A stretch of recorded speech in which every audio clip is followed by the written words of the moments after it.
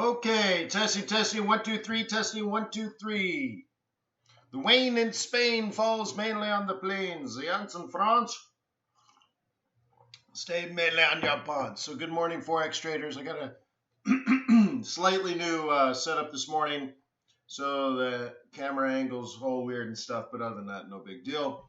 So today I suggest we cover gold and oil. And of course, we need to cover Forex pairs. So we'll do like euro dollar, euro Swissy. Do you want to do some pound stuff? You can do all that kind of stuff too. What else? Yen, Swiss franc, in general. Talk about any fundamentals if anything comes up. Sounds like a plan to me. So let's go.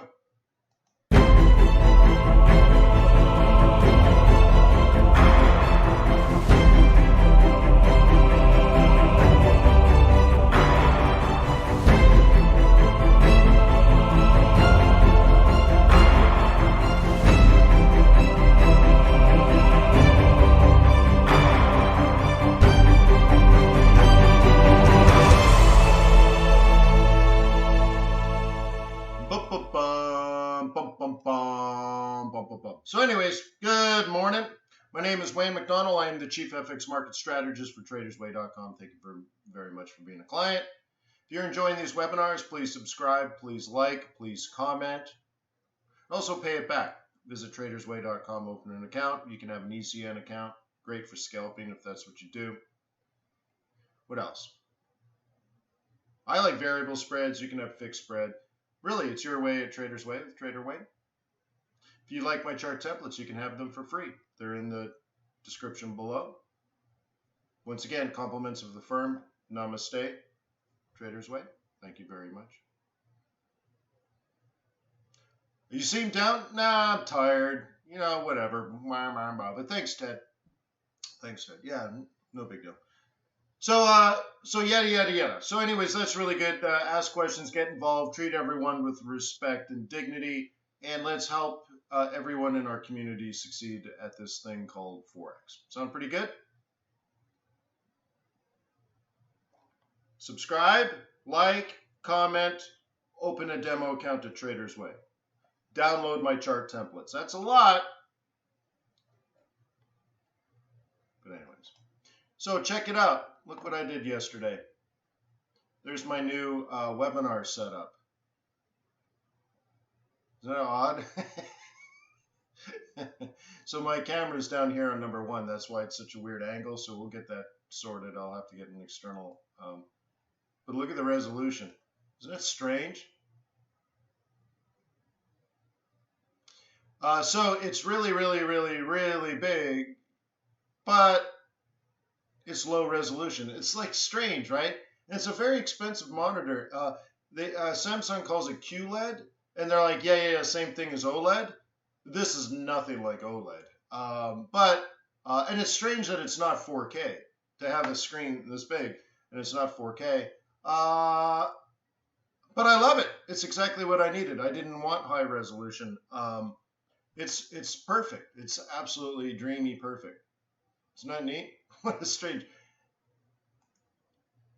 Very, very strange. So yeah, it's big. Really cool. Odd size. It's 32 by 9 or something. Is that strange? Maybe I'll show it this way. This is the box.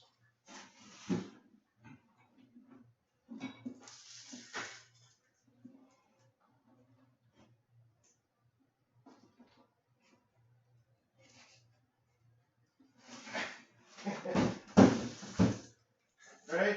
So it's narrow,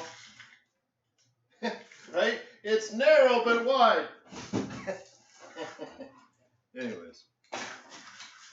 Anyways, you guys, you like,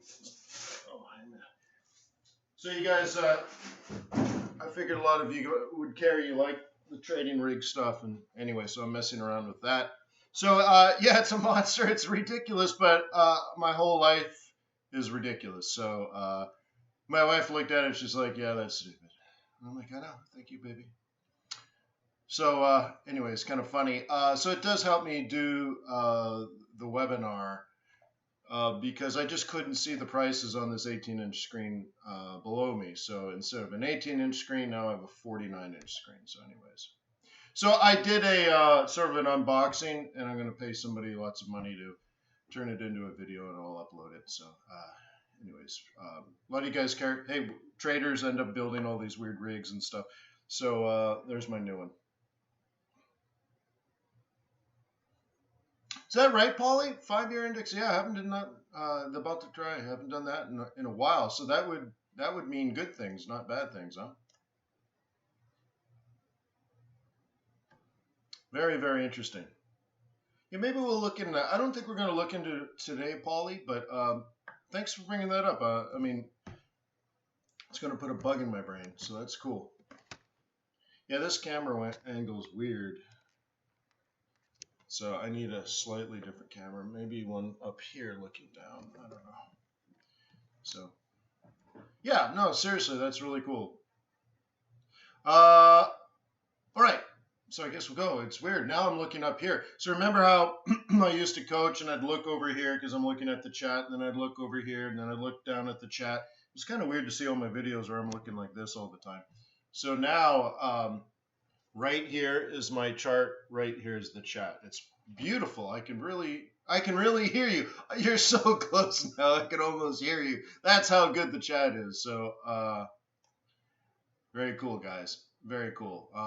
It helps me see you, so that's pretty good. So you, and then looking over there, you can see everything good. So all right, so let's just let's go. And oh no, where's the? Oh no, hang on. MT4 did something weird. It tried to, hang on. I gotta redo this. Pinky in the brain. All right. Weird, MT4 tried to use the whole space of the computer. And I think that's all you can see is about here. Let's get this perfect since it'll be every day. Cool. That'll do, pig. That'll do. All right. Good. Let's start with the standard operating procedure. Well, let's start with the currency index. Pinky in the brain. Dang, this is so clear now. It's amazing. Odd? Yeah. A little weak. Euro, a little strong. CAD, little weak. Now, CAD had a big day yesterday, but, you know, this is CAD with the... See, this index, it's interesting because of the side that the CAD is on the pair. I believe what this is saying is CAD is strong. And I believe what this is saying is yen is weak. So we're going to have to get used to that. Okay, maybe I'll reorganize all these things. Dollar index in general, dollar's quite strong.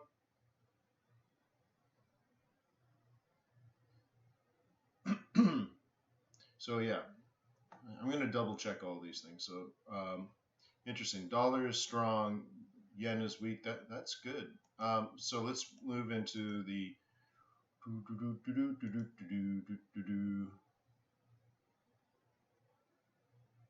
Is that right, Chuck? Well, one of them was off, and I was trying to figure out why. So I just haven't put the time in, so I'll do that. But thank you, Chuck.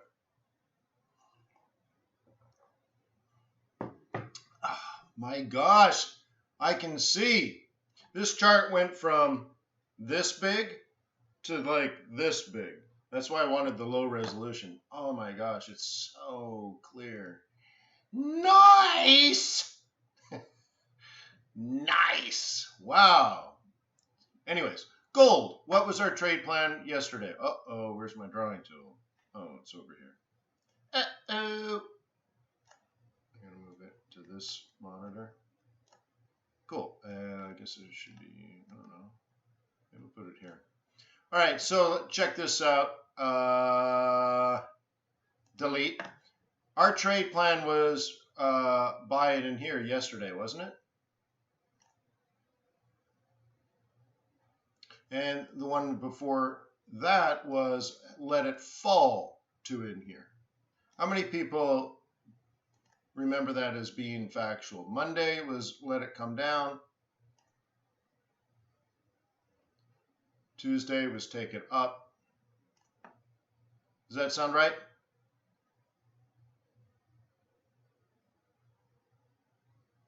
Confirm, confirm. Thank you.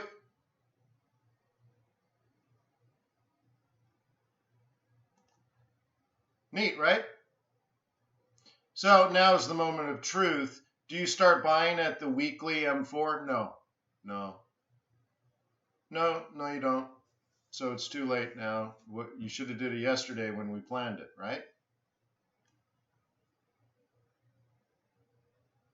Take a look at it on a smaller time frame, because you probably didn't pull the trigger at that price. But are there opportunities in here? Here's a 30-minute. Up, up, up, up, down, down, 5A cross, right?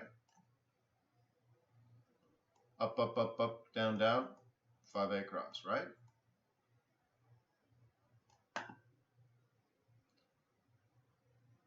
How are you working at your price action? Are you putting time in? Practicing? Up, up, up, up, down, down, buy. Up, up, up, up, down, down, buy. Up, up, up, up, down, down, buy. Up, up, up, up, down, down, down, down. Up, up, sell, down, down, down, down. Up, sell, down, down, down, down. Up, sell.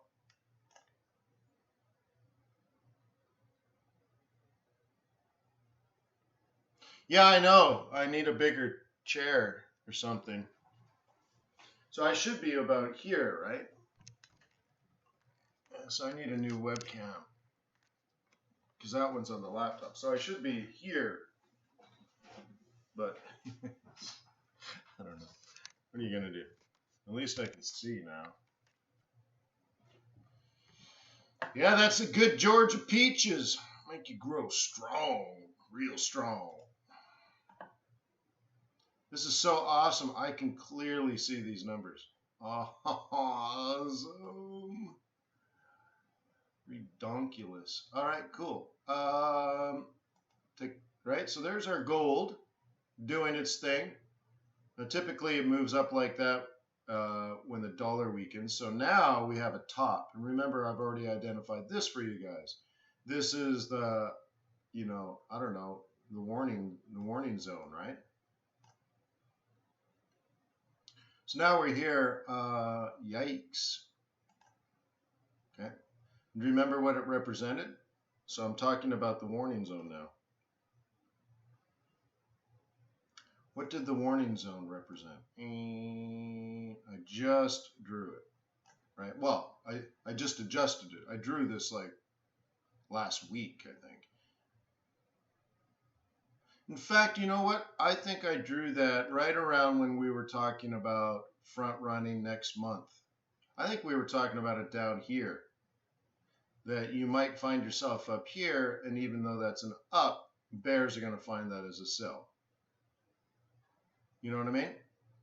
We're talking about thinking days ahead, maybe even weeks ahead, because we know if there are bears, they're going to want to try to sell it there. Now, it's technically bullish right now. But if bears want to enter the market, that's what they're thinking about. Does that make sense? And they're thinking selling it at 1550 and taking it down to 1400, maybe 1350. More like 14. $150 drop. Don't you love technical analysis? That's what it says. It doesn't mean it's going to happen. But what if you wanted to be a bear? Now you're thinking, well, if I'm patient and I wait for reversals on small time frames, this could be worth at least $150 to $200.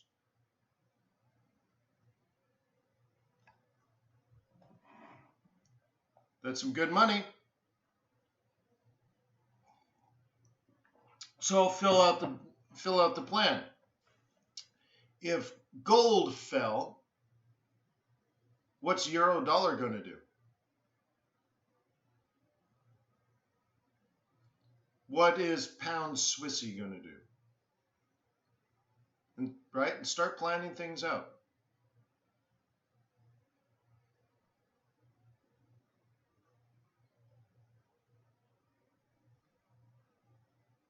Okay.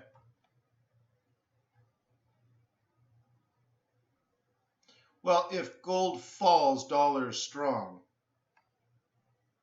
Hint, hint, hint.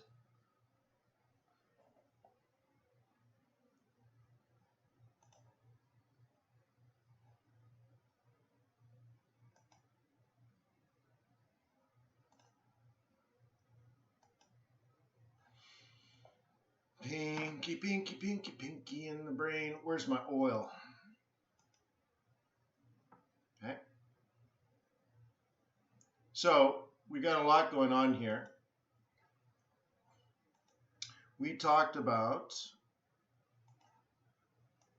a double bottom of a double bottom is one potential, but certainly that we have found a bottom. And then what? We're up here. What was I talking about when we're at the top of the zone? That this is very likely a bottom. And I believe you know I'm not bullish on the oil. I want to be bullish on global macroeconomics. And when macroeconomics are, let's say, good, for lack of a better word, oil should go up. I think you guys know that I want oil to go up. Now, of course, I can't make oil go up, but I can create trade plans around that hypothesis that oil should be going up, right? And so we talked about it back here when we were doing this sort of double bottom, and I think we even talked about it here when it actually made that double bottom, right? And then this bottom created that bottom, right? Okay? And also part of that is, third and fourth quarter economic expansions and stuff. But what did we talk about up in here? We talked about front running September, and that even though it was a week or two in advance, we should be thinking about where we wanted to be long the month of September. Can anybody confirm that? That there's no hindsight here? We were actually talking more than a week in advance, more like 2 weeks in advance, that I'm already thinking September. I'm already developing plans for September. I already know what I want to see happen. I just don't know if it's going to happen. But the lesson was we were like doing CPI or something in the middle of August. And I'm like, everyone, I'm already done with August. I'm already setting up September. Right?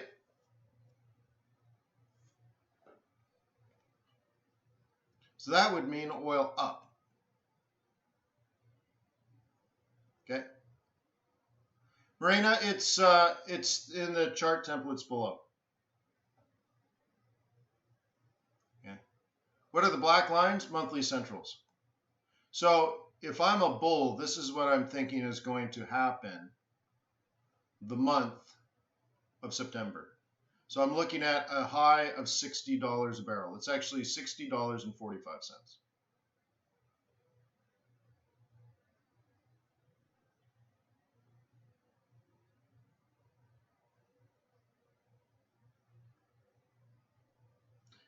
Paulie says, hey, I've already made my plan for CAD yen and Aussie yen.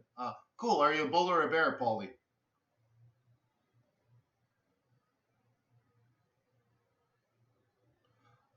Then you don't have the ones that I'm providing.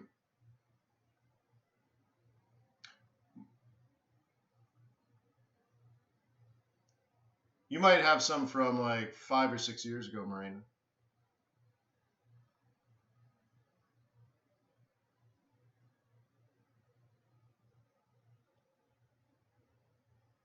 Oh, yeah. I guess if she doesn't have them turned on. She knows how to turn it on. Come on. Let's see. Trying to turn the drawing tool off. There we go. All right, so maybe it's that. So you go to indicators. Oops, way down here. Okay. And let's pick one. Of course, it opens it down here. I guarantee 4. Man, this screen is clear. I'm so happy. I'm so happy. Beep, beep, beep, beep, beep, beep, beep, beep, beep. By the way, I just talked to the developer last week of these pivots. He was super happy that I give them out to you guys. Plot border style, pivots, no pivots. Open high, no, where am I? Border styles, color, plot zones, true. Pivot width, plot colors, width pivots, pivot style, prices, labels. Oh yeah, plot future pivots, true or false. Okay, I recommend you use my templates because it has all these settings done for you. But yeah, plot future pivots, yours must be set to false. You need to change that to true. Okay, Marina?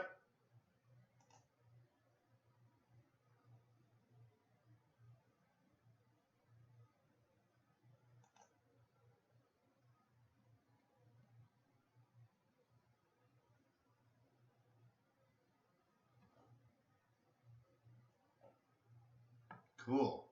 Fix that.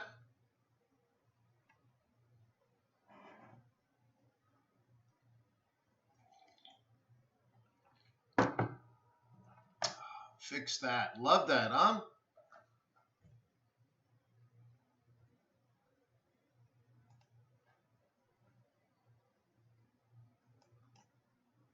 Beast. So look what we planned.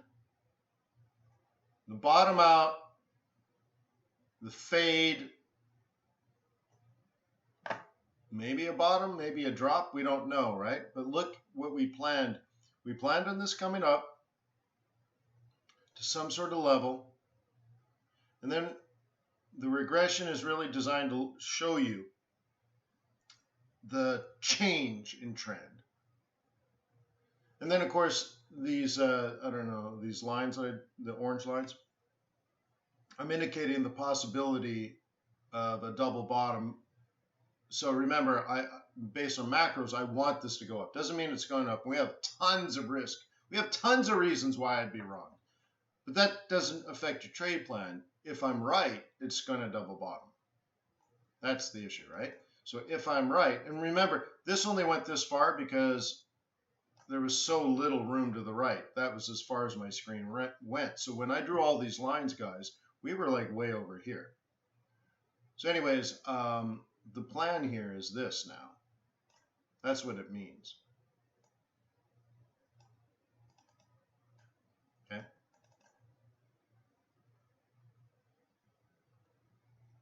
So if it's going to go up, then it'll do it that way. Now, October looks like a sick month for pound. Does anyone have any idea what's going to happen in October for the pound and November? I have no clue. So I think we should band together as a community and work together on that. So what's happening is the Prime Minister has asked the Queen to basically postpone the resumption of Parliament until basically a hard Brexit, right? So like now we're just going into like crazy land. So that'll be very interesting. So yeah. So anyways, this is technical analysis, but I'm looking out the window here and I can see storms, big storms, dark clouds, hail, and lightning. Right. Brimstone! It's all on its way, right? Thunder! Lightning! Yeah, it's coming. Yeah. It's coming, man. And it's not on our charts, but it's bad, man. It's bad. So we'll see. We'll have to hang together, is all I'm saying. Munchkin says, I'm still a bear on. Yeah. I don't see why you certainly don't need to be a bull with that. Okay? Absolutely no reason to be a bull. I'm just saying I want macroeconomics to improve. If, obviously Brexit's not good for macroeconomics. Okay? Trade wars are not good for macroeconomics. So I can see, like, I'm totally potentially on the wrong side of the trade here. But if we make lower lows, then I'll adjust, right? So that's the cool thing about hypotheses. You should probably be right because you put together hypotheses plus technical analysis. So you probably should be right, and you should be in a couple of decent trades. But you also know when you're wrong, and that's even more important, right? So if we get lower lows, I stop buying. That's it. I don't find the next low and buy that low. No, I stop. In fact, I might stop and reverse. Okay.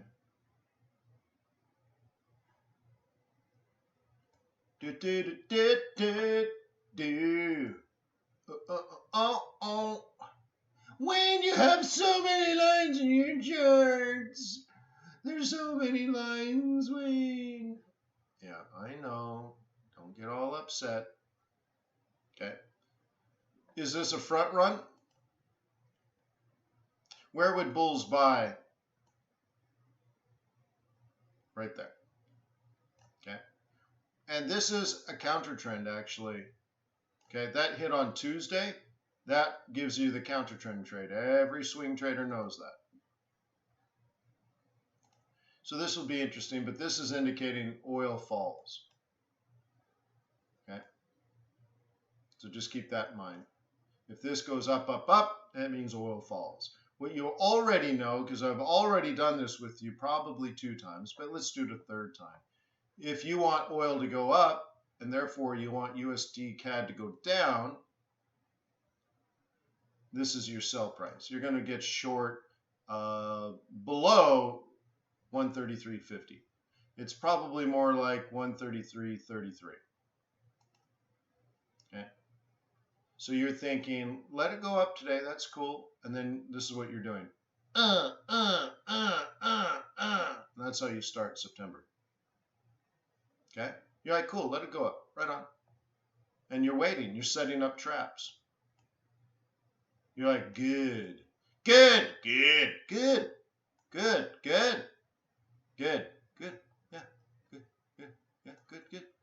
Right? And you're setting up traps. You're like, fine, bring it up. Bring it up because this is my line right to here. Well, it's actually longer than that, right there. Okay? These other lines had to do with regression and channel. One's a regression channel and one is a parallel channel, all inside. And then this is all, these are all old setups. So I guess I can kill these. Okay.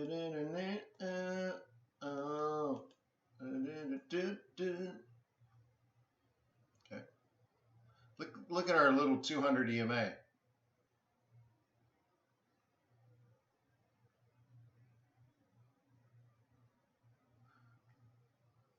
You know what? It might actually be, yeah, maybe. Because it's broadcasting now instead of 1080 this way, it's doing 1080. Maybe, I don't know. Whatever. Maybe not.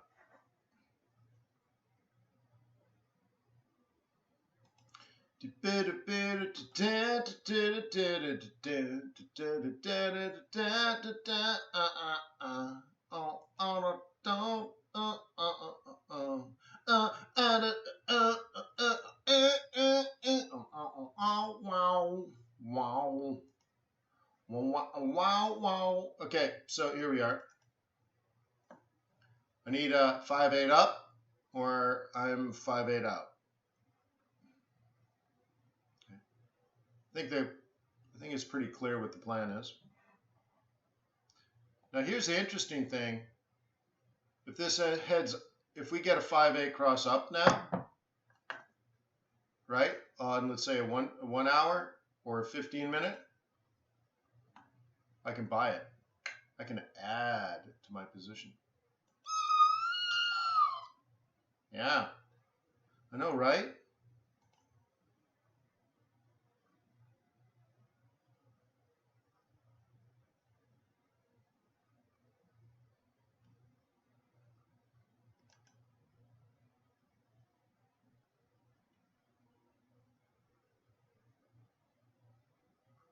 Is that neat?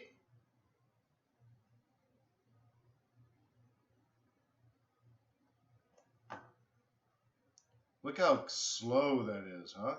Isn't that crazy for a yen?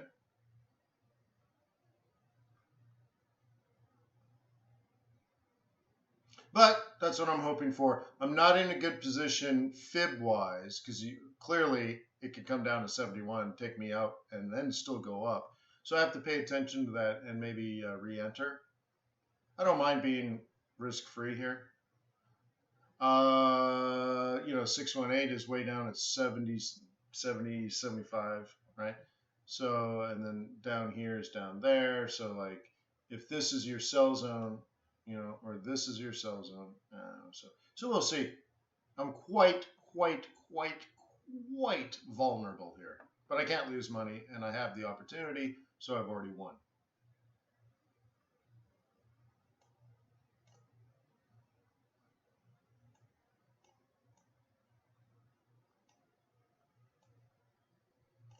Guess I should just do this time.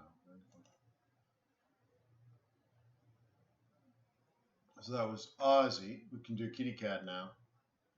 Not looking good for me here. It's definitely a risk off move. Anti-commodity, which is risk off. Safe haven flow, risk off. This is 100% risk off right now. But at least I'm in at 618.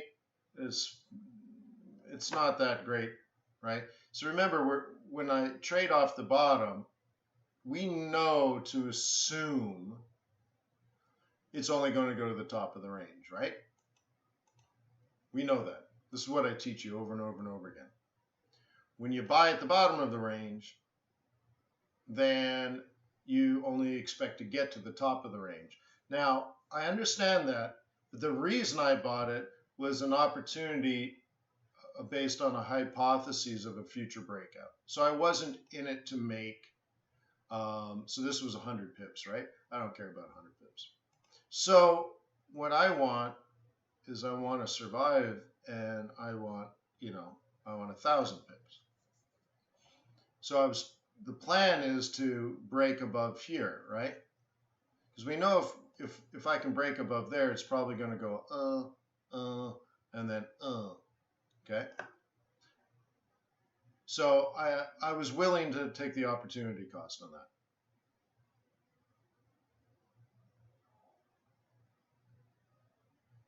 So even Steven says the screen looks sharper today because of the monitor.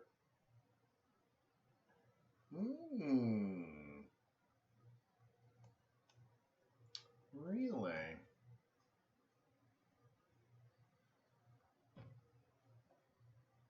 So you can see my vulnerability here, and it would be great if we can get an up.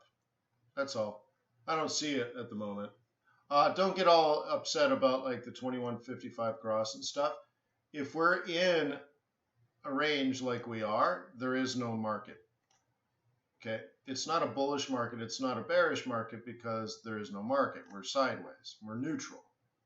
So you could, if it makes it easier for you, and I do this all the time, and it's no big deal because I can just reset the template, right? So I can delete that and say there's no market, and of course, because there's no market, there's also no trend.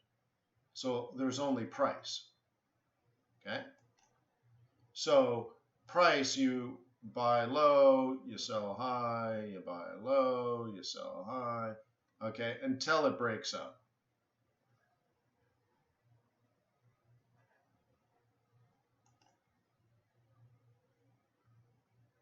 Make sense? Yeah, it might have looked better yesterday for a buy because your assumption, remember your confirmation bias was probably like this, right? And I had the 21.4 up, right? Which is strange, right? I never bring that up. But it's part of confirmation bias. It just seems so perfect that we were going to do this. Well, we didn't. Okay, this is why I don't buy up here, right? I buy low, I don't buy high. So I buy after a break and pullback. Once again, that's low. Okay. So you have to really. I said very often this will work in fast moving volatile markets where you're moving like 100 pips an hour, not 100 pips a week. Okay.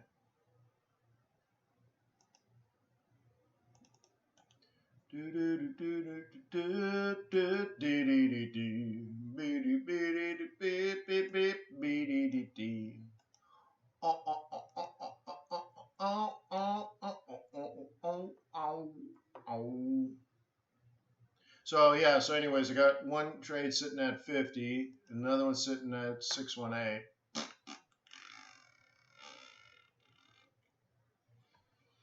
Truck Duck says still downturn. Yeah, of course, I'm trying to flip it the other way. Or waiting for it to flip. I'm trying to catch some seasonality, but I understand all the risk. I mean, as long as you understand, right? But nobody benefits, well, except for a Forex trader, but no one benefits from a global financial crisis.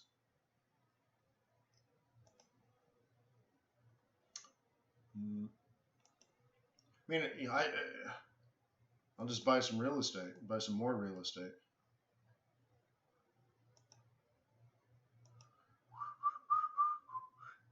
Neat, right? That doesn't look bullish at all. But of course, I don't want to buy euro and I don't want to buy the pound. Amazing, huh? Just amazing.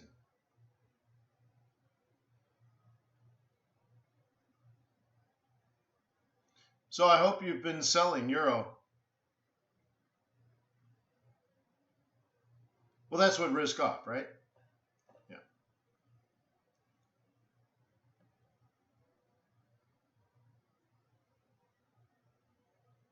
Amazing. Just amazing.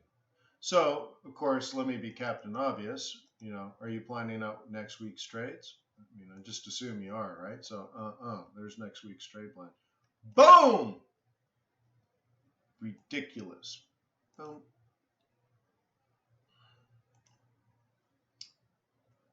Wow, this screen is ridiculous. The curve is on it is amazing too. All right. Boom.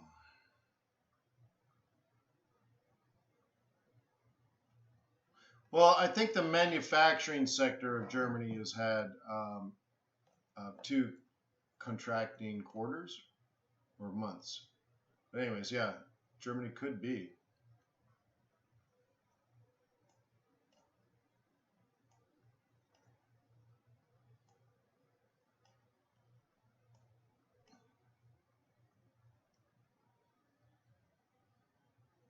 So, not really good one way or the other, don't you think?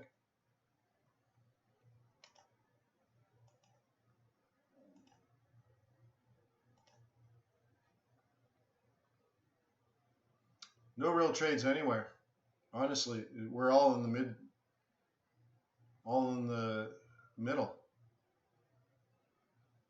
So you got to look to future plans. Buying it lower might be all right, or letting it break higher and then buying it, that might be all right. Selling, yeah, you know, you want to sell a little higher, I guess. I mean, we're not quite in positions for trade plans, not on a bigger basis. And when you don't see it on the higher time frames, I really dislike going into like smaller time frames and finding a trade. Well, because I like to say if there isn't a trade on a 4 hour, there just isn't a trade. But we'll see. If you're using price action and you're a bear, this is pretty obvious. It's not really what you want. You can see we had an obvious trade right at the beginning of the day. Asia open. So easy little price action trade, right? Down, right? Where's my mouse? Down, down, down, down, up, up, sell, down, down, down, down, up, up, sell, down, down, down, down, right? Here's another one at London Open for a new sell. So if you're day trading, that seems pretty straightforward. I just don't like doing it when nothing's going on a higher time frame, because often you just get left adrift at sea, right? And notice how these things happen at market opens, right? So Asia open, London open, and now we're basically going to be at New York open. So maybe New York takes it down like this.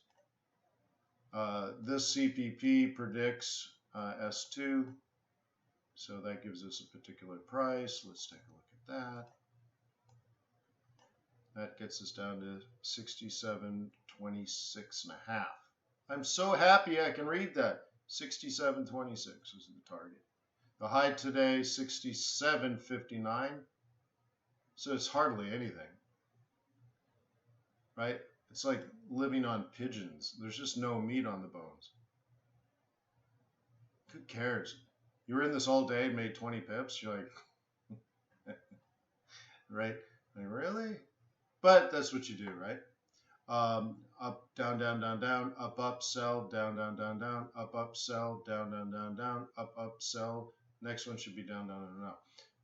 But of course, eventually I do want this to go up. I want Australia to do better. I want the US dollar to weaken, just like President Trump. I want a trade deal signed with China. So all of this would make Aussie USD go up. Okay? Trade war with China, buy Aussie, right? If there's a resolution, if there's a deal made between the United States and China, buy Aussie. Probably buy Kiwi too.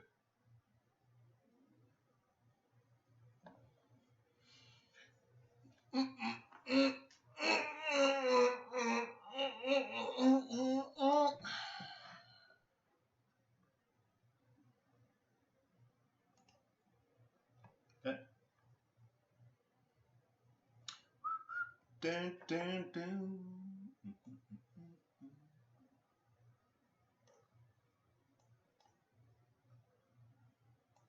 Swissy, I'm going to stay away from that one right now because dollar is being played as a carry, even though it's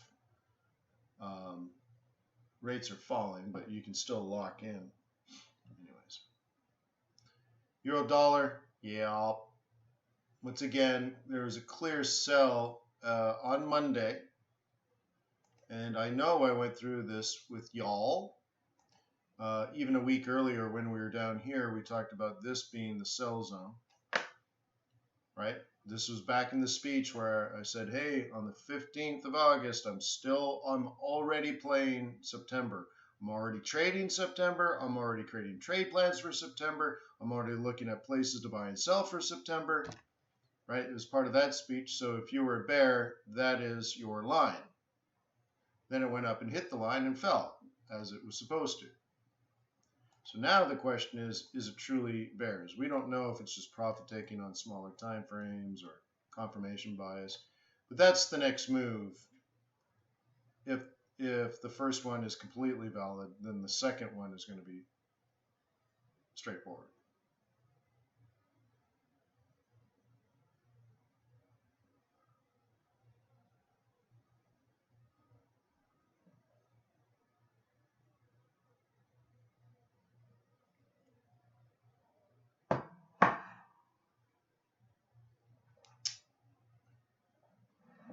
Yeah, I think we're long ways away from a trade deal. Maybe close to a year. We're probably a year away from that blows people away, right? That just blows them away. A year? Yeah, a year. That's what I said. A year. A year? Yeah, a year. Okay. But I don't know if I ever want to buy a euro. But I might want to sell a dollar, right? So that's why I go back to like Aussie. I think I'd rather buy Aussie and buy CAD than buy euro. and buy pound. You know what I mean? So I'd rather buy commodity currencies than European currencies.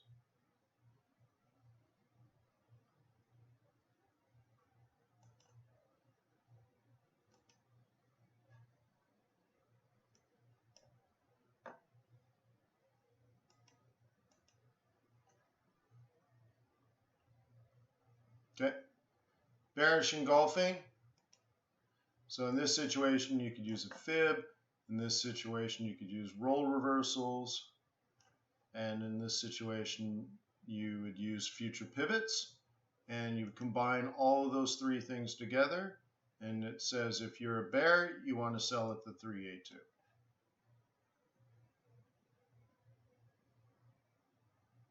Okay. So plan B,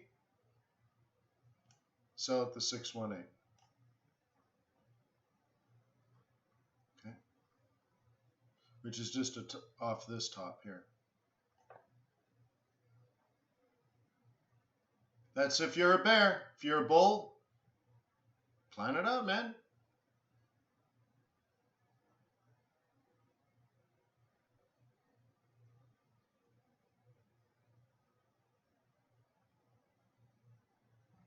And by the way, I was just thinking about, I was reading some of your chats and stuff. I want to thank you for all the really wonderful comments that you've been leaving on the videos the last, I don't know, several days, last couple of weeks. There's been some very nice, very heartfelt comments, and I just want to let you know that I do read them and I do appreciate them.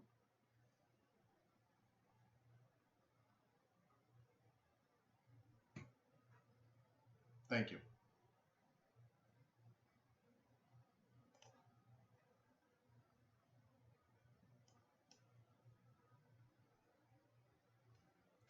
So that.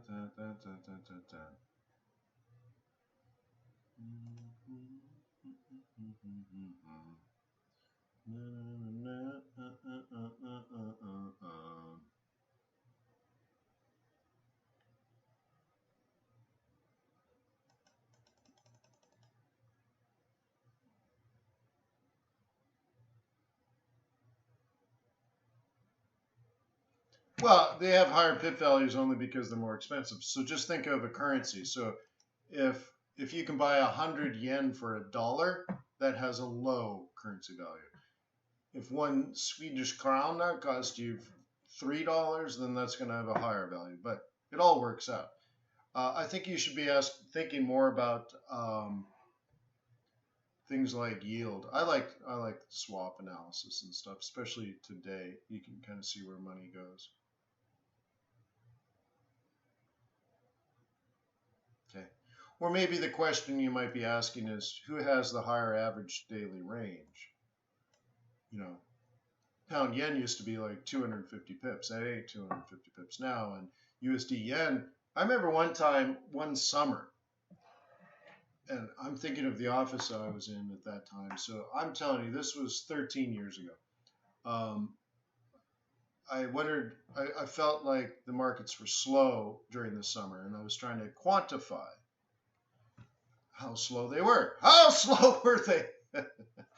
Well, the markets were so slow that USD yen moved something like 13 pips during the London session and like 8 pips during the New York session. Like, wow. Because I broke it down by sessions. I want to know also when I should actually be trading some of these currencies. It's pretty funny. Wow, I feel like I've just lost a ton of energy. Man, I'm tired. Holy smokes.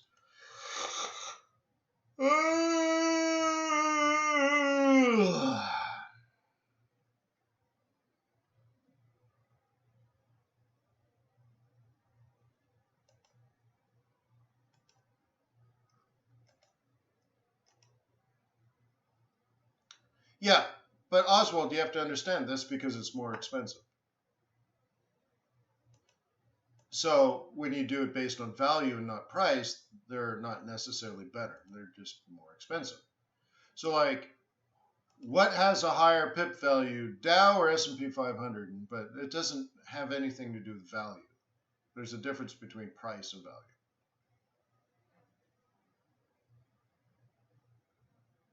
Right. It's like saying, oh, well, I can get 100 yen for $1, so yen must be better. No, not necessarily, no.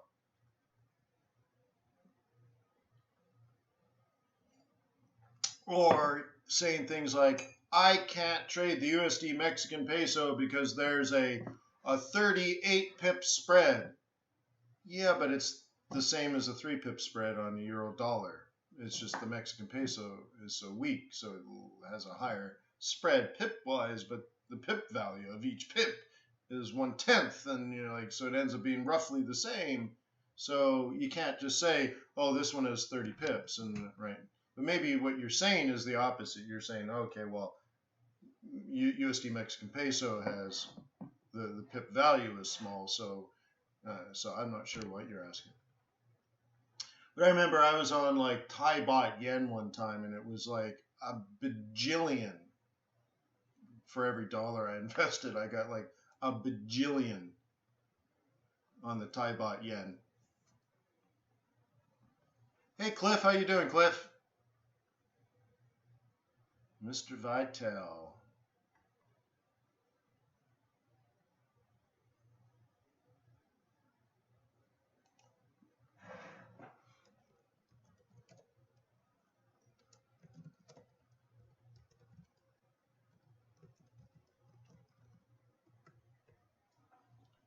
Yeah. Yes, Cliff. I said hi.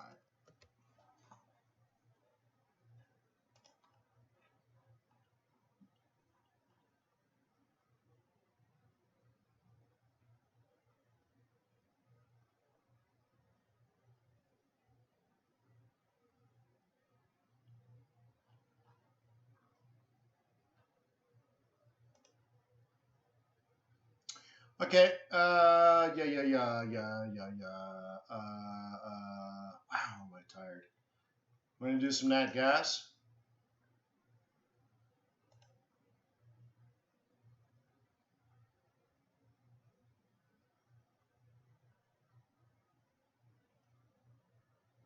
Looks like we got this nice little channel all held up.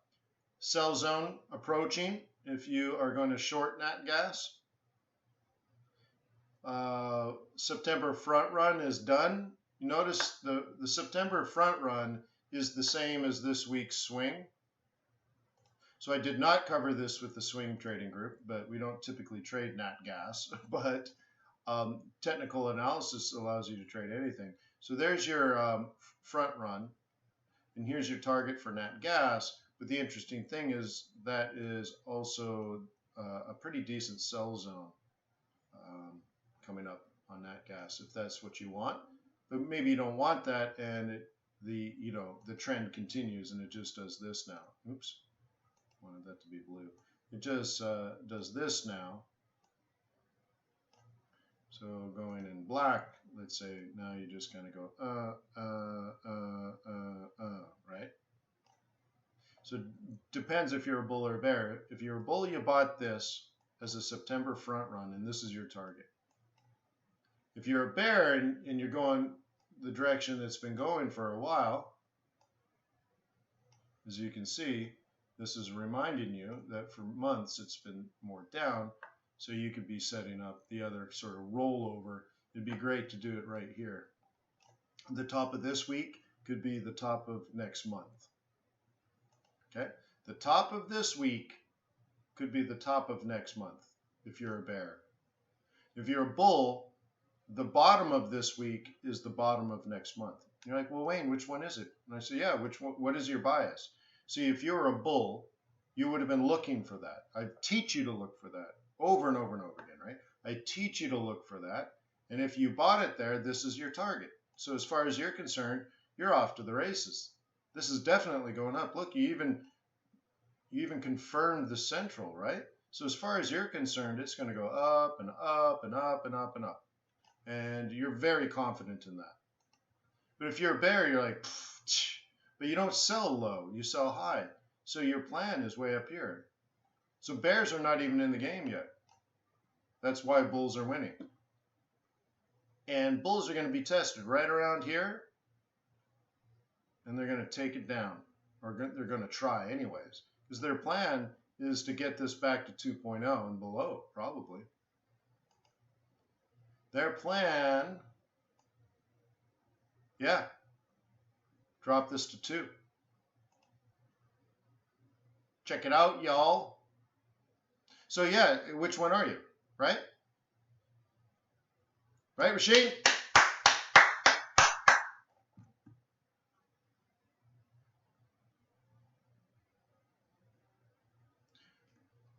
Fuel says, what do you think about Euro Pound? It could possibly be the currency pair I hate the most, because I think Brexit could possibly destroy the UK, but I don't know. So why would I trade something I don't know? I want free money. I want guaranteed money. I want guaranteed pips in the pocket. I want the fish to jump in the canoe. I don't need a net. I don't need a fishing pole. I don't need bait. I just need a very big canoe. So if I'm not certain of that, then I ain't going out. Like, keep your canoe dry, bro. So, and then Euro, on the verge of socialism, communism. People get mad when I say things like that. All right, socialist pig dog Euro has had, almost 12 years now to fix their problems, and all the same problems are there. So why would I want to invest in it, right? Like, think of it that way. Why would I want to invest in that? And if euro dollar is going up, that's probably because the dollar's weak. So I'd rather have Aussie or Kiwi or something. But like, I don't want to buy France. Sorry, I don't want to own London right now. Well, actually, I would like to buy a nice flat in London, but I might be able to get it for 30% cheaper with the pound tanks again, right? So, anyways, I just don't want to own those currencies. Right? Now I might short them, but why would I possibly trade euro versus pound? It just makes no sense to me, none whatsoever. So what you're saying is I should buy the one that's least pathetic today. I don't trade that way. Okay? I want long-term trends. So which one is least pathetic today is not that attractive. Okay? But how about sell Euro Swissy? How about sell Pound Swissy? How about sell Euro Yen? How about sell Pound Yen? I'm very, very, very, very, very open-minded for all those other opportunities, okay? Okay? So, like, let's just pick one.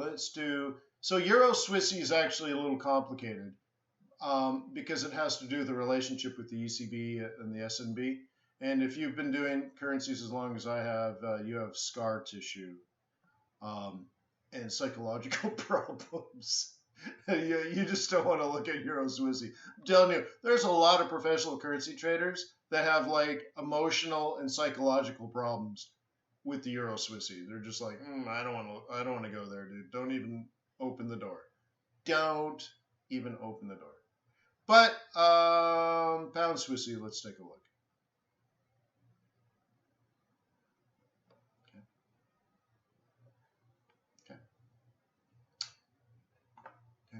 So I don't want to buy this. Why would I want to buy that? Look at how straight down. Do you understand the billions of dollars you should have made in this scenario? You should be a billionaire by now. You should have 100 billion. You should have 1,000 trillion billion dollars based on that. But anyways, so where are we now? Is it all different, or did this just fade up during summer? Well, if I were me, I would have a trade plan and say, you know what, I want to bet on the trend. Cool. So I might want to do something like sell British pound at next month's M3 and say, what I need first, though, is a reversal pattern at precisely that price. And I look at it and I go, holy crap!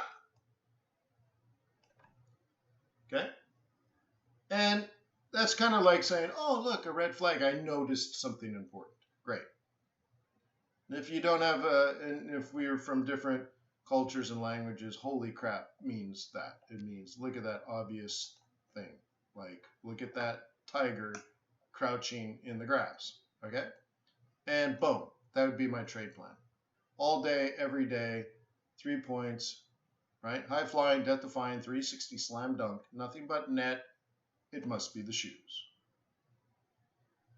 And Steven says, very similar to Aussie CAD. Yeah, except CAD is not a safe haven. Swissy is. So I would rather, like, maybe the setup looks the same, Steven, but it's not the same fundamentally. So I would say if you said pound yen looked the same, I would say yes, it is the same.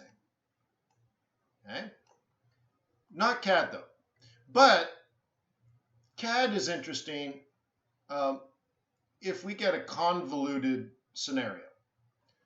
Convoluted is macro is up and the whole entire world seems to be doing better than we thought. So maybe there's an early trade deal or something, right? But somehow macro is good and therefore expected future demand for oil increases or commodities in general increase because that's a consequence of good macro. Then Canada benefits, but at the same time, the good people of the United Kingdom slam their economy into the concrete from 30,000 feet, and they just totally destroy their country. So that in that case, pound CAD would drop. But that is possible. Everyone else in the world gets their act together except the UK, and they destroy their own currency. Yeah, that would be good. But right now, what it seems is Brexit's down for the global economy, and the global economy is down because of Brexit, right? But because of Germany, but because of the United States, but because of China. See, like the UK, Brexit destroys their economy. Okay, for Germany, they're like the second or third largest manufacturer in the world, and they're going into recession. Right, mostly dragged down by all their trading partners in the euro. Okay, then the United States is in a trade war with China, so the United States slows its economy down, and China slows its economy down, and there's very little good going on in the mature economies of the world. Okay? This is why yen and Swissy are strong. But that's just simple, basic economics. Okay? So in that scenario, you would probably buy Swiss franc, you'd probably buy yen. And dollar is complicated because it's the reserve currency. So at the very least, if you think things are going to be bad, so like pound CAD is complicated. Pound Swissy is not complicated. Fundamentally, it's not complicated at all. So if you think things are going to get bad or worse, this is it. Boom. That's what you do. You're done for September. And you'll probably do that again in October, and you'll probably do it again in November. And you might actually keep doing that for the next year and a half. But that's called a bias, and I ask you every day to create a bias. So, the wonderful thing about having a bias is you know when to trade and you know when to not trade. Okay? Right? So you look, let's do a quickie here. Down, down, down, down, up, up, sell. Down, down, down, down, up, sell. Down, down, down, down, up, sell. Down, down, down, down, up, sell. Down, down, down, down, up, sell. Down, down, down, down, up, sell. Down, down, down, down, up, sell. Down, down, up. Not until you have a reversal pattern. And this is why we talked about this 2 weeks ago. And so now it looks like we might have our reversal pattern, and we might want to start selling again. So the nice thing about having a bias is you wake up in the morning and you ask yourself a simple question. Is now a good time to sell or not trade? If you wake up in the morning asking yourself, I wonder what I'm going to do today. I wonder what pair I'm going to look at. I wonder, like, dude, you're not doing yourself any good. Okay? And again, I tell you the same piece of advice every day. If you are walking to your computer or booting up your computer or opening up MT4 and you're going through your charts looking for trades, you have already failed. And you will probably blow up your trading account. It might take a day, a week, a month, a year, or 10 years. But you don't know what you're doing and your luck's going to run out. And the worst case scenario is you tread water for a decade and then drown. You could have just drowned on the first day. Saved yourself a lot of pain. So I'd rather you flip a coin and decide, are you a bull or a bear on pound? I really don't know what's going to happen. Maybe things are not as bad and then boom, pound just takes off like a rocket ship and great, so you don't trade it. So it's a big deal. It's better than losing money. But if you're a bear on pound and Brexit is bad for the economy, well, then you're going to make a ton of money. Right? So right now, if you're losing money, I'd rather you put yourself in a scenario where you either make a lot of money or you don't lose any money. That'd be great. This is better than losing. So you have to know what you stand for. You have to know what team you're on. If you're playing soccer, you know how you see like kindergarten kids, you throw a ball in front of 20 kindergartners and they all run around kicking the ball. It's just nuts. It's chaos. If you want to play football, you come up with teams and you define the role of everyone on the team. And then from that, you create strategies for playing as a team. And then once everyone understands the strategies, you work on the tactics of actually carrying out the strategies. That's how I want you to trade.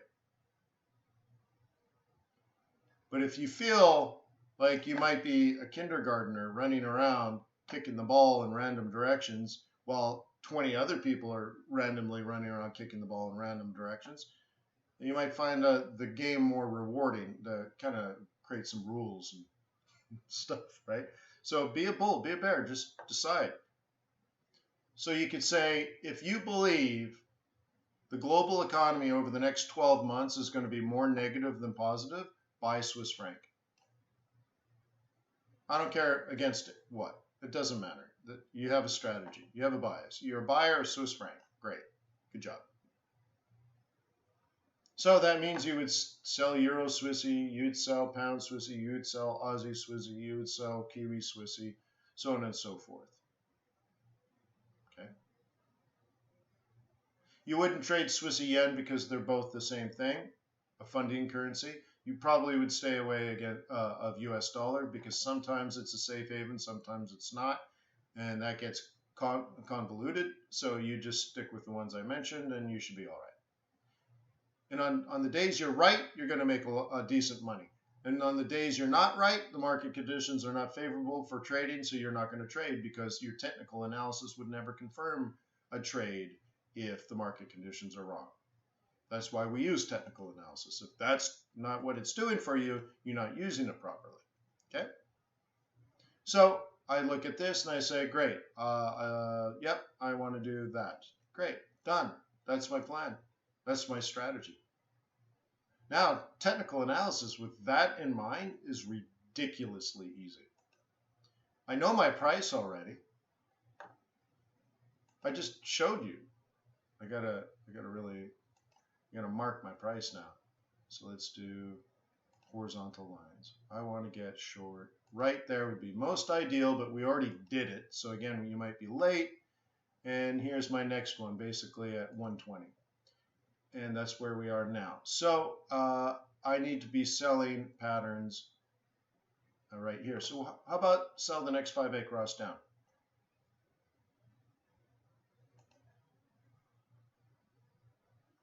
You see what I mean? Let's say 1 minute's 2 cents. The next 5A cross down I want to sell. Why? Based on my analysis of the daily chart. Strategy, tactics. Strategy, tactics. Strategy, tactics. Strategic and tactical Forex trading.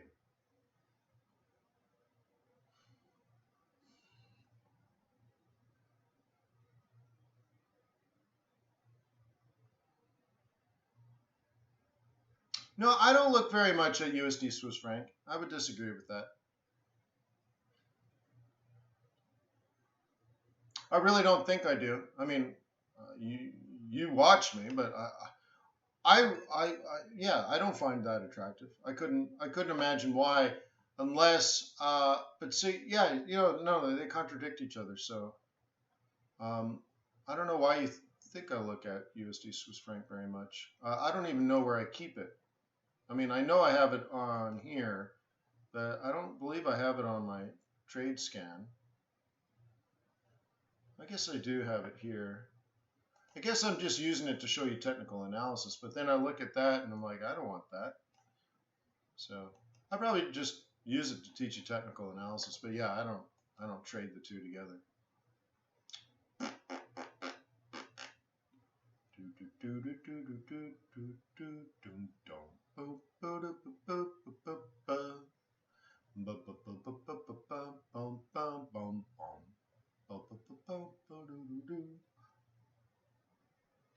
By the way, it doesn't mean there's no trades either. It's just I don't trade them. So like, here's one I said I don't trade.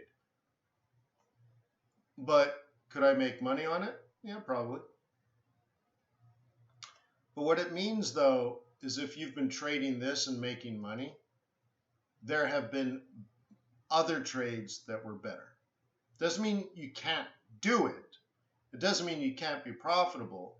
But let's say you made 50 pips a day in profit on trading your Swissy yen, but you probably could have made 75 to 100 pips a day trading some other pair, some similar pair, right? Depending on the direction you're going.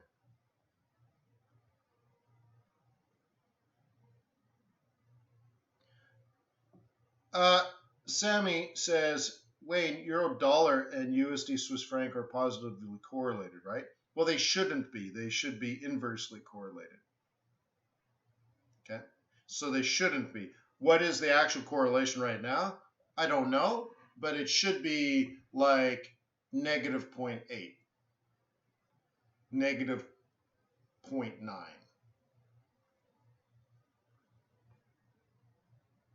Okay? So remember, I don't know if you want to do like R, the measure of sameness, but correlation is done like this. You have 1, 0, negative 1.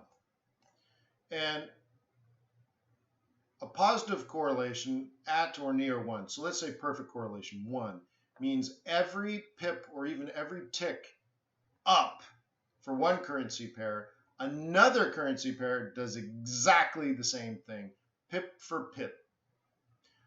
Now, that's like typically like impossible.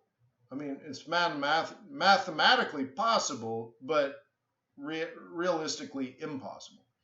So really what happens is you get a very high correlation of like 0.82, which means if pound Swissy goes down, let's say, I can't even think of one, it wouldn't be CAD, it would be, let's say USD Swissy, or USD yen, but again, that wouldn't even be right. USD yen goes down the same direction and maybe not quite the same velocity, but similar, let's say 82% the same, right? The two currency pairs move 82% the same, okay? That's a high positive correlation, okay? And then there's moderate, let's say 0.3% of the time. That means generally speaking, if pound dollar is going down, euro dollar is going to go down, okay? Not always, but often, okay? Then you get to the negative numbers, and that's interesting because it's like if pound dollar, right? Pound dollar goes up, then USD Swiss franc goes down, let's say 0.71% of the time. Not percent, but 0.71 negative correlation, which is otherwise known as inverse correlation, okay?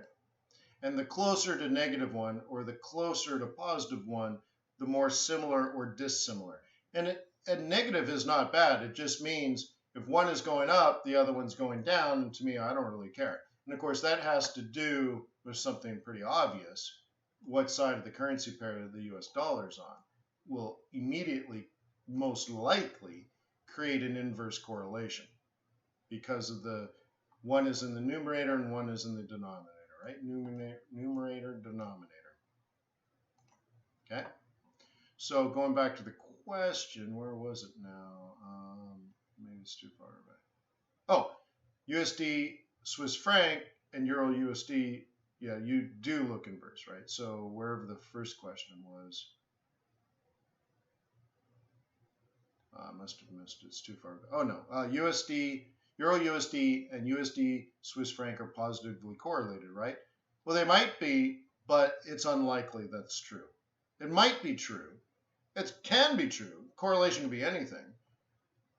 But it seems very unlikely that Euro dollar and USD Swiss franc, because one is in the $1 like Euro dollar, the dollar's in the denominator, and USD Swiss franc, the dollar's in the numerator. For them to be positively correlated is possible, but very unlikely.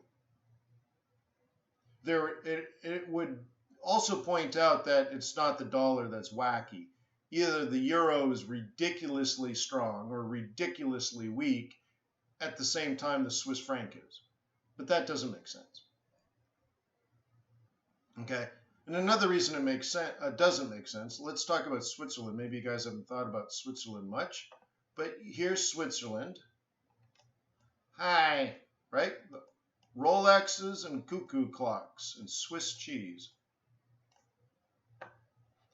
Okay? And here's Europe.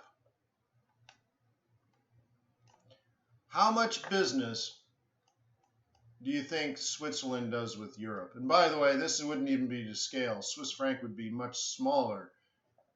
So how much business do you think Switzerland does with the Europeans? A significant amount? So Switzerland exports banking services and Rolex watches. They export. So they want their currency to be weak because if their currency gets strong, Europeans can't afford them. Can't afford Rolexes, can't afford Swiss bankers. So Switzerland really wants their currency to be weak so that they can trade back and forth, right? Watches, euros. Banking, euros, right? So on and so forth. Cuckoo clocks, euros. Cheese, euros. Okay. Chocolate, euros.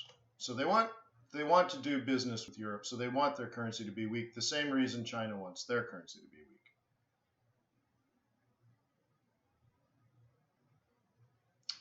So for them to have the same correlation doesn't make a lot of sense either. See, Europe might want a strong currency against the Swiss franc so that Swiss franc stuff is cheap. You see what I mean? Yeah. Ricola! Yeah, sure, Marina. Yeah. Who don't? Okay.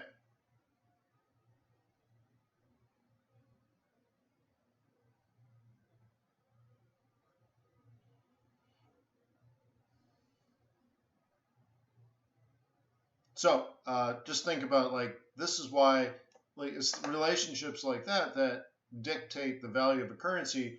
Also, it dictates the policy of the central bank. So what is the policy of the Swiss National Bank? If you invest your money in Switzerland, they will charge you.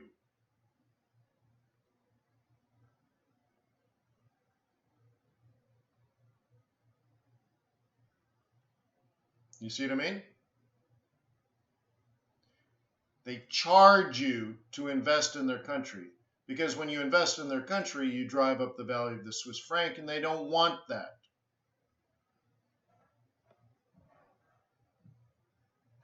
Okay?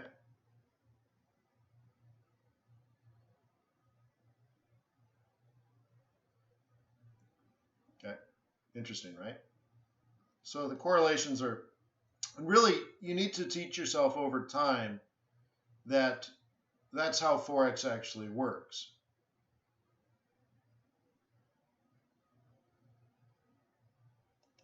Right? Like let's do another one. Ooh, it's the whole screen. I want that. Fonteri.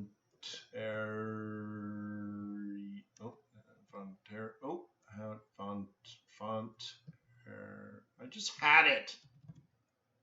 Fontera Dairy. Global Dairy, isn't it? Global Dairy? No. Stupid. Global Dairy. Yeah, there we go. Let's just do that one. And Global Dairy Trade Info. Is it really that one? Well, it must be. I thought it was slightly different. Global Dairy Trade Info.English. Let's see. Yeah, that's it.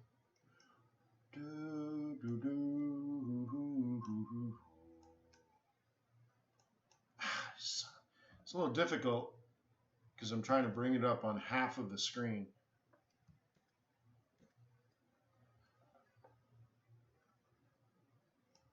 So this is half a screen for me. All right. Let's see, latest results. I really want a trend. So this is one way to measure macroeconomics. Someone brought up earlier today, the Baltic Dry Index is good, and that would be one sign that global macroeconomics is good. But here's another one, global dairy. Okay, global dairy. I wish we can go back even farther, and I think we can somewhere.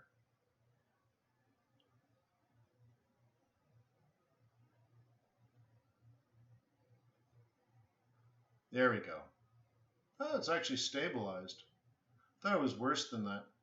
So anyways, this is showing actually macroeconomics globally, because this is demand for dairy products of all kinds. And remember, like when the in the manufacturing of food, which gets done a lot, sometimes you have powdered milk, sometimes you have lactose, and here's powdered milk, here's actual cheddar, here's actual butter, sweet whey powder, skim milk powder. All this stuff is in manufacturing of food for everything around the world, right? And so actually, we could argue here that demand for dairy actually has been quite stable over the last 2 years. I thought it was much worse than that. I haven't looked at this in a while. So I would have thought that that New Zealand dollar, for example, would have stabilized around this idea. But maybe, looking at smaller time frames, maybe this is what the New Zealand dollar should be. It should be up, down, and consolidate. We'll see. So let's take a look if we can match anything to that. So let's go. Do I have one? Do I have a Kiwi scan? I don't think I do. I do.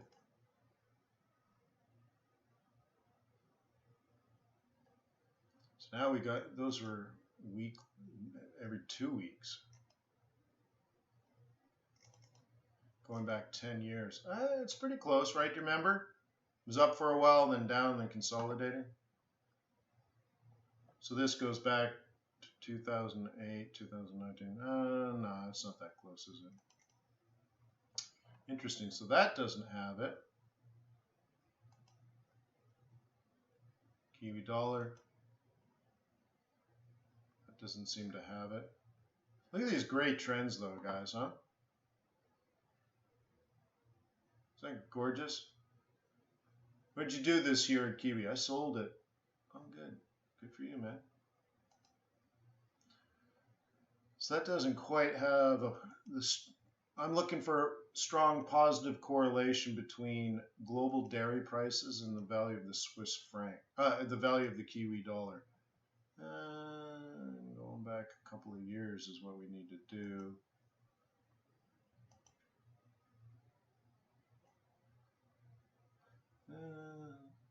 It looks like there's a weak positive correlation, but you might find it against something else like CAD or something. Interesting. Honestly, thought the dairy prices were worse than that, but it looks like they've stabilized, which I could put in my. I can put that into my in my analysis for positive global macroeconomics.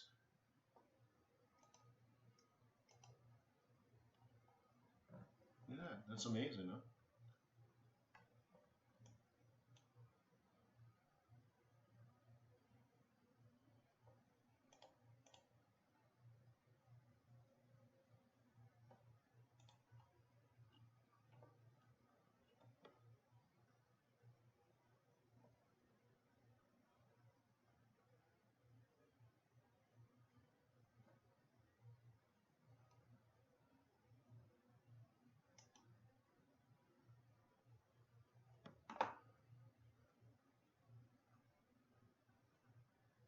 Just wonderful resources available. See, so you can pay them $100 a month, identify trends at a glance, see the quantities and numbers of buyers in a region. So now you know who's demanding. Review the average price and quantity sold. I mean, you can get some pretty neat stuff. So if you were a hedge fund manager and stuff, I would definitely recommend going into some of these opportunities for analysis. Like here's like, put it this way: what does it cost you to hire a quant to do quantitative analysis for you to figure out supply and demand of various currencies around the world?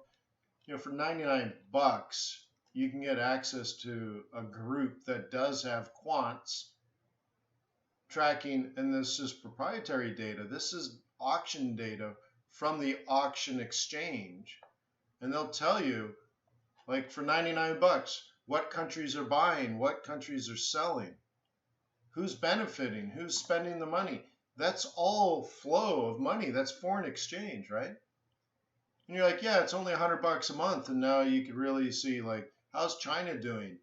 How's New Zealand and Australia and other milk and dairy producing regions? How are they doing?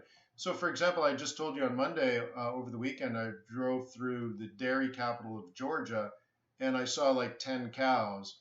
And all the dairy farms that were now growing food, one was growing trees, like 1 million trees, with no cows. And what does that tell you about dairy prices? And of course, I told my wife and kids, I'm like, it's not just that dairy prices are low historically, but that the US government doesn't subsidize it like it used to be.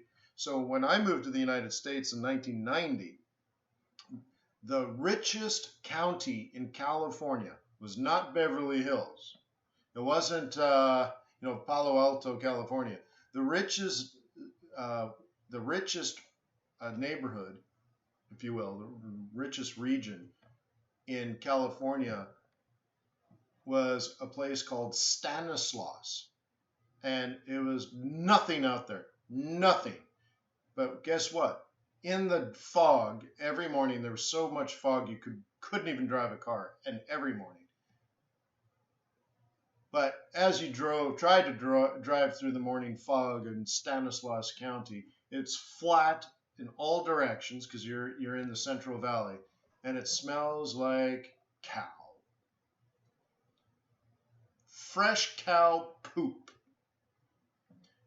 And Stanislaus County was all dairy farms. And guess what? Those prices were controlled by the government. Yep.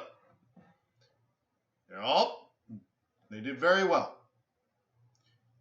You know Charles Schwab?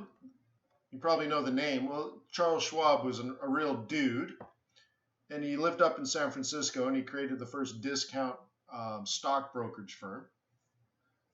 And so Charles Schwab, right there on Montgomery Street, he was a pretty smart dude. So he had his billions that he made, but he liked to hunt from time to time. So he found a huge swath of land in the Central Valley of California, and he wanted to hunt ducks on it. So he's smart. He doesn't want to spend money. Like billionaires don't spend money. They make money. They don't spend it. They make it. So he bought this huge property, turned it into rice paddies. Well, first of all, the ducks are going to land as they're migrating through the Central Valley, which is very, very dry. They're going to see all this nice swampy, watery area. So they're all going to land, and all of a sudden this billionaire is going to pop out of the weeds and go, boom, boom, boom, boom, boom, boom, boom, boom. Right? So why did he do that? Why did he plant rice? Because it receives the highest government subsidy of anything.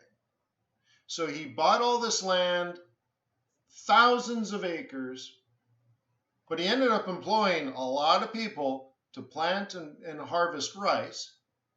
And at the end of it, he made millions of dollars profit in government subsidies.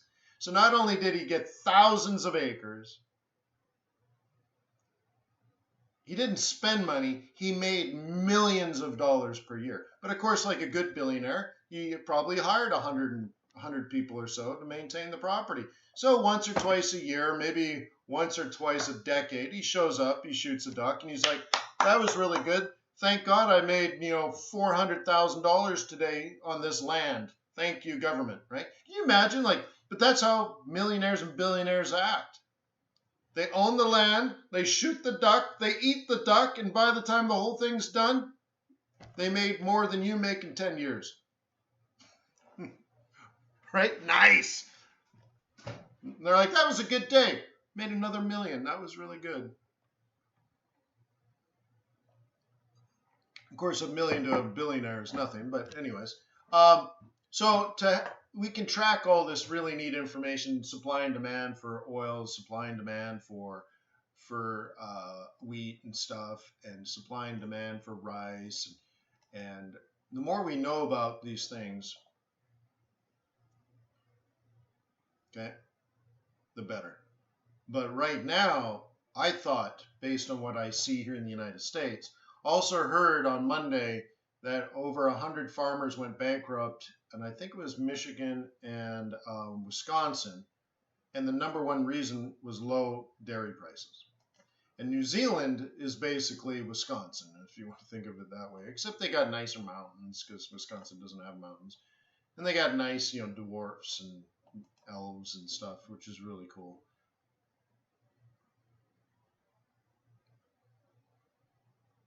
And why would you do that? That's funny.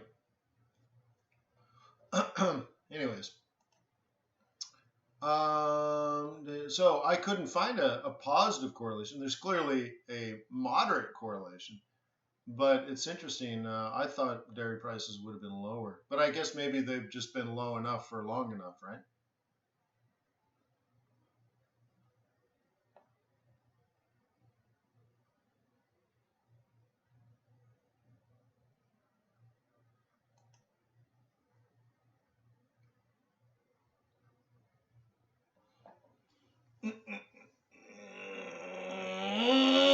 Duck. Oh, I love duck. Oh. All right. So what's going on? I don't know. I'm really tired today, man. tired today.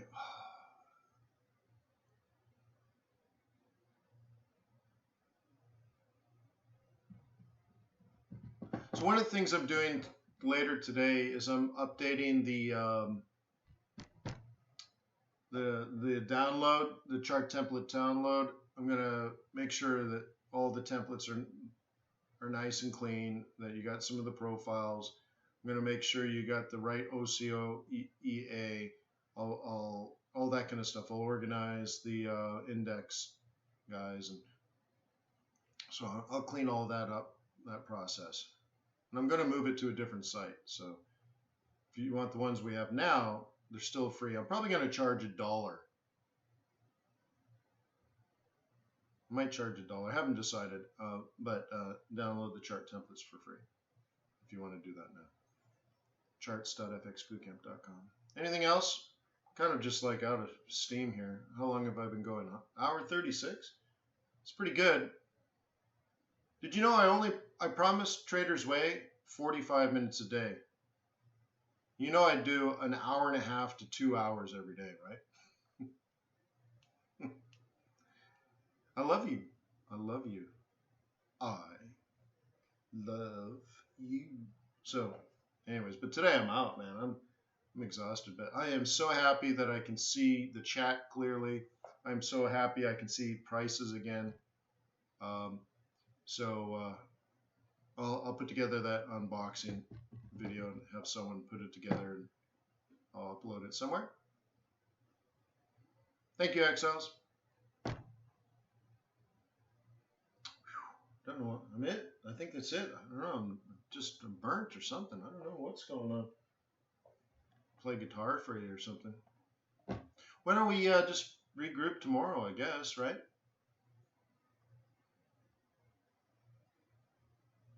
Does that make sense? So thank you for your thumbs up, likey.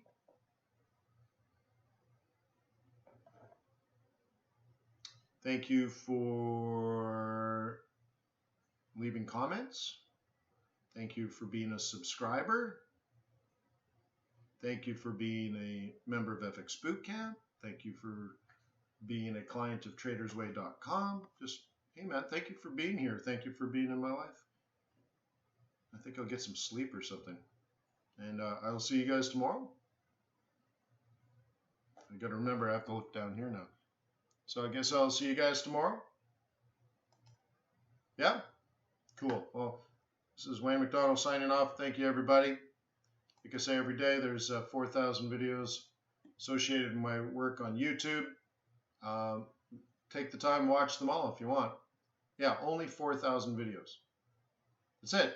Only 4,000. So I'll see you guys tomorrow. Cheers.